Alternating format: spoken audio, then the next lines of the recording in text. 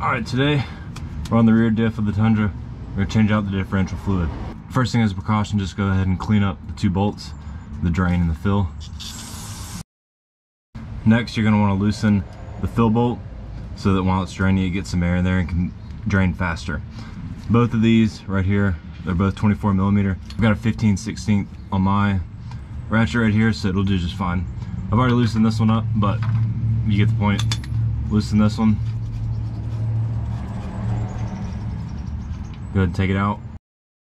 Then next, you're gonna loosen the drain bolt. Same thing, just go ahead and spin this one off. All right, now while we're waiting on that to drain, I'm just gonna show what we're putting in here. We got 75 W90 synthetic. Toyota calls for 75 W85, but that's pretty hard to find. This is the next closest thing. It does just as good. And I'm expecting to put just a little bit under 4 quarts. All right, the next thing you want to do is check your drain plugs right here. You want to make sure to wipe off all that sludge at the bottom. If there's any big fragments of anything, you know something's wrong. So just wipe all that out. We're gonna get ready to put it back in. Now, good practice is that you also replace this washer right here, the crush washer, on both of the bolts. All right, now once you got your new washer on, just stick that plug back in there, spin it on.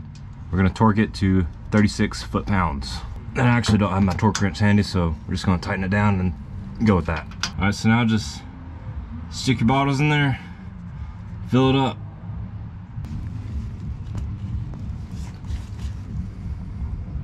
All right, now when you see the drip start coming out here, that means it's full. This one was parked on an angle, so I'll probably eventually pull the truck around and point it the other way. It's just a little bit of an angle. I'll take this fill cap back off and top it off with just a little bit more. When it's leaking out like that, it means you're filled up completely, and you can put the fill cap back on. Now again, just wipe it down. You're gonna torque this one also to 36 foot-pounds, and that's it, you're done.